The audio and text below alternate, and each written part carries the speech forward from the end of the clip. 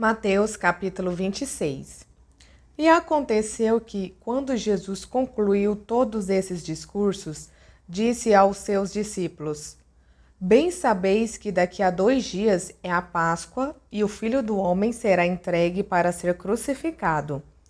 Depois, os príncipes dos sacerdotes e os escribas e os anciãos do povo reuniram-se na sala do sumo sacerdote, o qual se chamava Caifás, e consultaram-se mutuamente para prenderem Jesus com dolo e o matarem.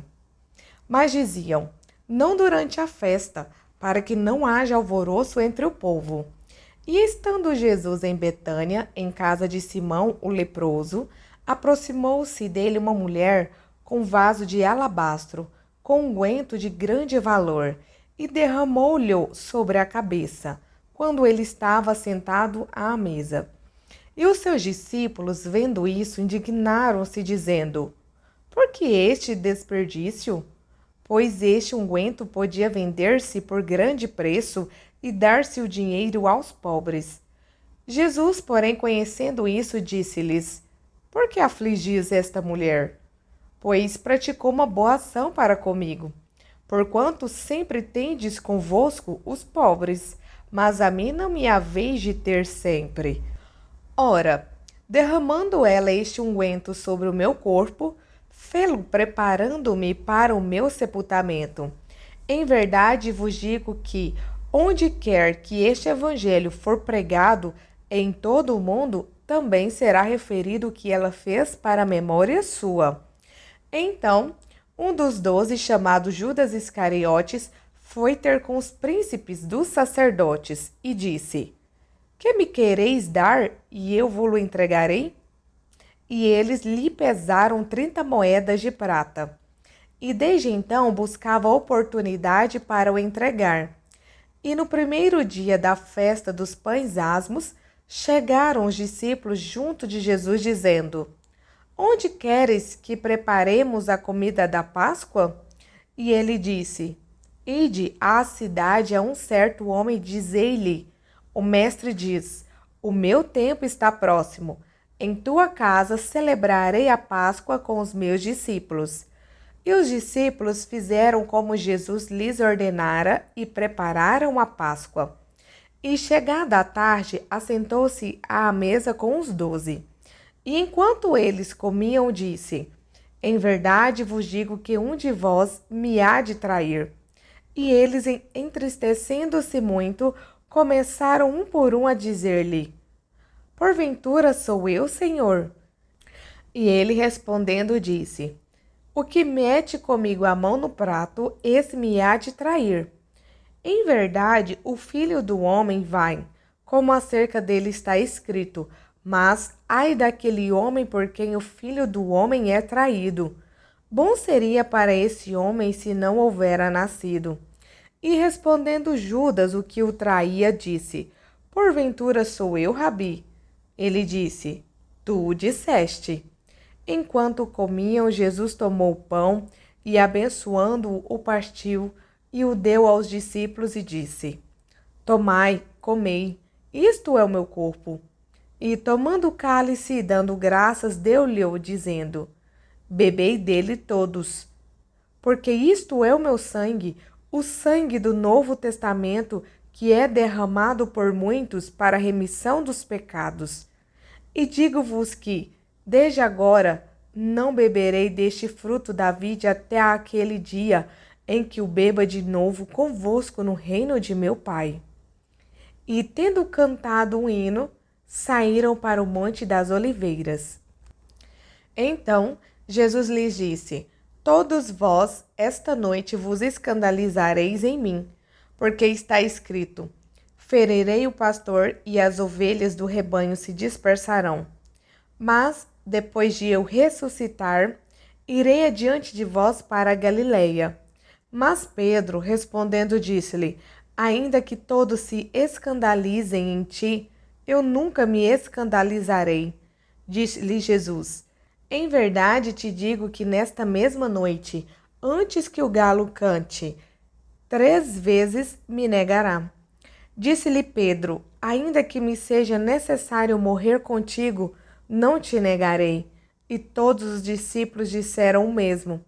Então chegou Jesus com eles a um lugar chamado Getsêmane e disse a seus discípulos: assentai-vos aqui, enquanto vou além orar. E, levando consigo Pedro e os 2 filhos de Zebedeu, começou a entristecer-se e a angustiar-se muito.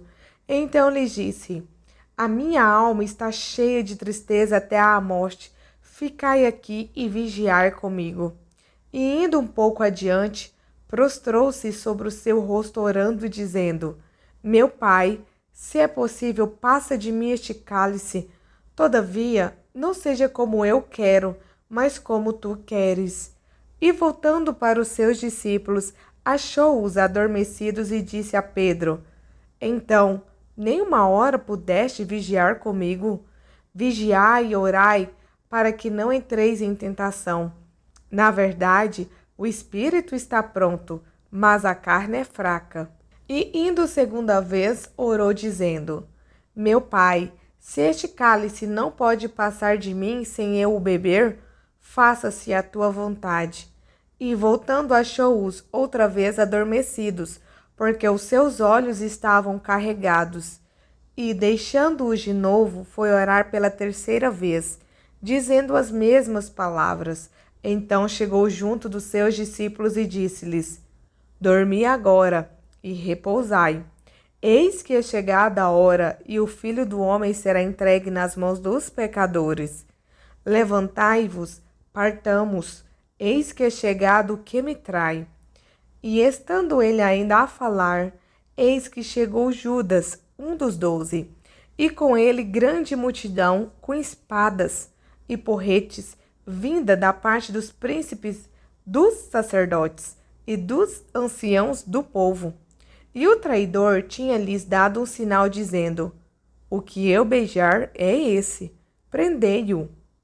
E logo, aproximando-se de Jesus, disse: eu te saúdo, Rabi, e beijou-o. Jesus, porém, lhe disse: amigo, a que vieste? Então, aproximando-se eles, lançaram mão de Jesus e o prenderam. E eis que um dos que estavam com Jesus, estendendo a mão, puxou da espada e, ferindo o servo do sumo sacerdote, cortou-lhe uma orelha. Então Jesus disse-lhe: mete no seu lugar a tua espada, porque todos os que lançarem mão da espada, a espada morrerão. Ou pensas tu que eu não poderia agora orar a meu Pai, e que ele não me daria mais de 12 legiões de anjos? Como, pois, se cumpririam as Escrituras que dizem que assim convém que aconteça? Então disse Jesus à multidão: saístes como para um salteador com espadas e porretes para me prender? Todos os dias me assentava junto de vós, ensinando no templo, e não me prendestes.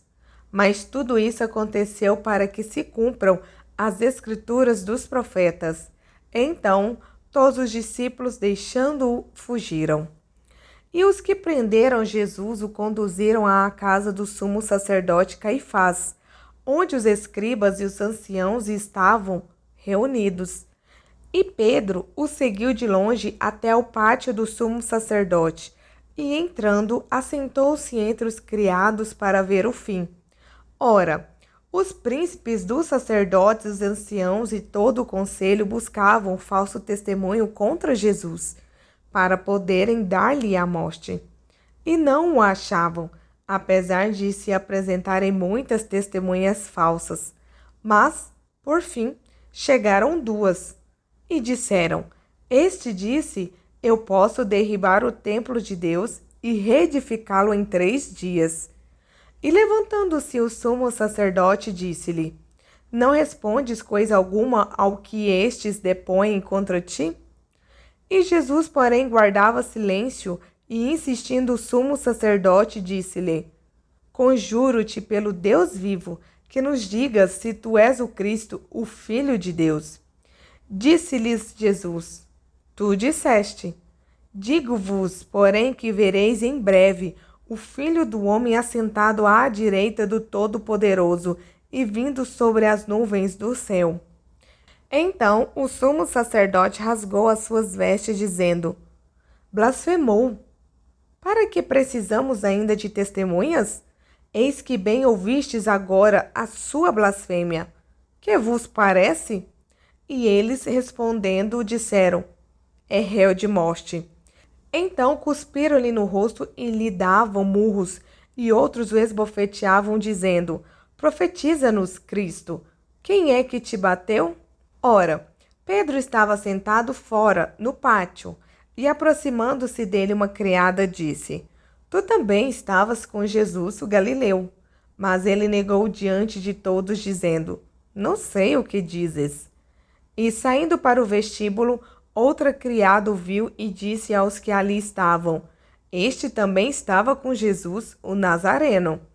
E ele negou outra vez com juramento: Não conheço tal homem. E logo depois, aproximando-se os que ali estavam, disseram a Pedro: Verdadeiramente também tu és deles, pois a tua fala te denuncia. Então começou ele a praguejar e a jurar, dizendo: Não conheço esse homem. E imediatamente o galo cantou. E lembrou-se Pedro das palavras de Jesus que lhe dissera: Antes que o galo cante, 3 vezes me negarás. E, saindo dali, chorou amargamente.